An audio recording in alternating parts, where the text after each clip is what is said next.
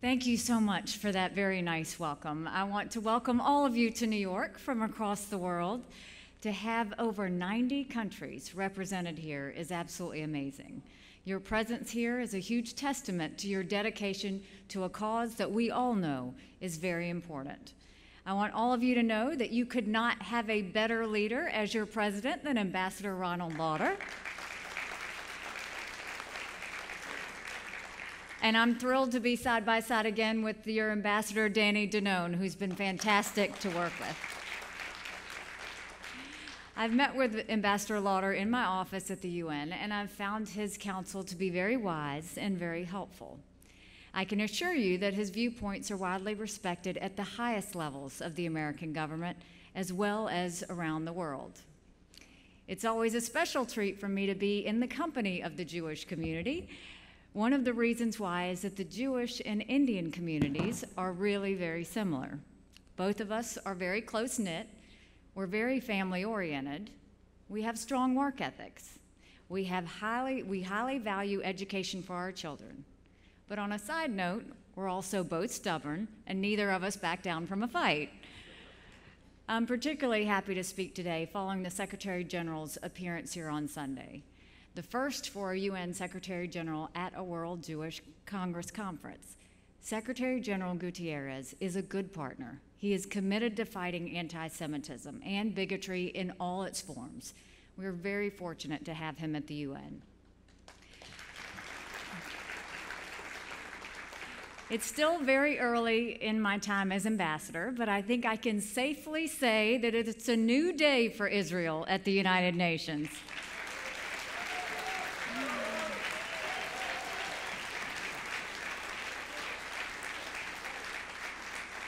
I know that it's a new day for Israel at the United States mission to the United Nations. Before I was confirmed as ambassador, I watched in horror as the Security Council passed Resolution 2334, and the U.S. stood by and allowed it to happen. I can say with complete and total confidence, those days are over.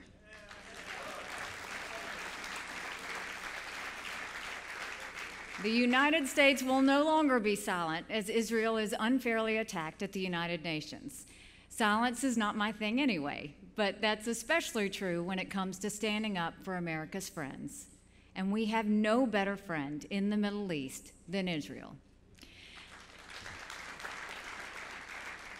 The anti-Israel bias that has existed for so long at the UN is cut from the same cloth as the BDS movement and the global rise in anti-Semitism.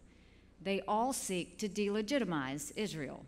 They are all efforts to intimidate her friends and embolden her enemies. The UN Charter commits member states to, quote, respect human rights and fundamental freedoms for all without a distinction as to race, sex, language, or religion, unquote. Everyone pays lip service to these words, of course. Everyone claims to support human rights. But when it comes time to singling out a country for violating these rights, the amount of hypocrisy is just unbelievable. Israel is singled out more than Iran, Syria, and North Korea. It's just shocking, and it undermines the entire credibility of the United Nations. However, pushing back against the bias is easier than people may think.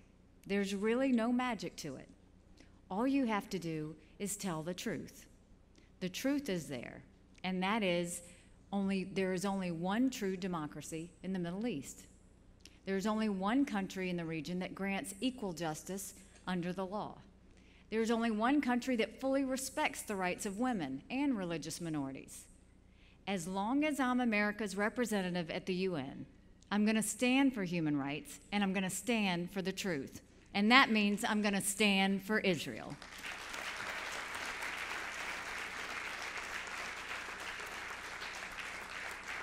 I felt that same way when I was governor of South Carolina. I'm proud that my home state led the nation in taking on the BDS movement. We passed a law in 2015 that unapologetically upholds the values that Israel and the United States share. We were the first in the nation to do that. We said that we will not use taxpayer funds to do business with any company that discriminates on the basis of race, color, religion, gender, or national origin. And make no mistake, that is exactly what the BDS movement does. Getting rid of Israel bias at the UN is closely connected to getting rid of the Israel obsession at the UN. Every month, the Security Council convenes a meeting on the Middle East, and every month, the meeting turns into an Israel bashing session.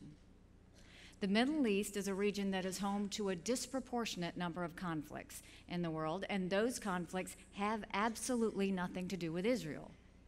That is where our focus should be. The United States is the president of the UN Security Council this month, so I get to chair the Security Council meetings.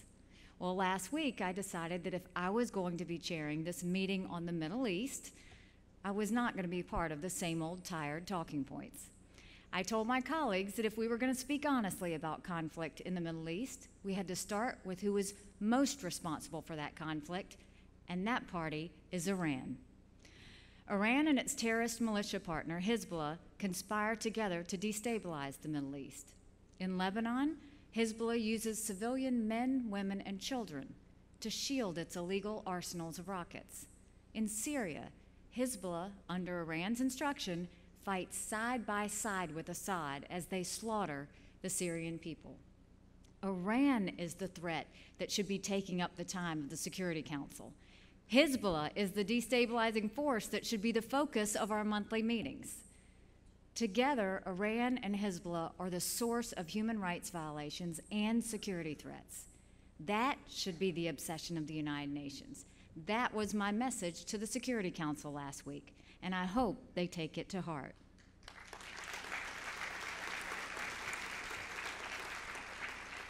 But the United States is not waiting to focus its attention and its power on the real source of instability in the Middle East.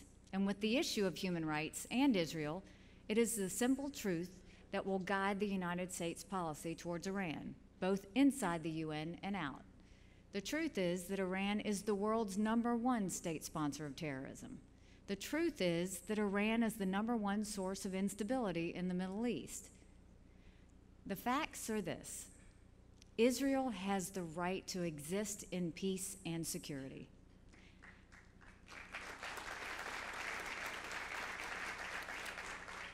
Israel is America's best friend in the Middle East. Israel and America both seek peace. Anti-Semitism must be ended in all of its forms in every place on the planet.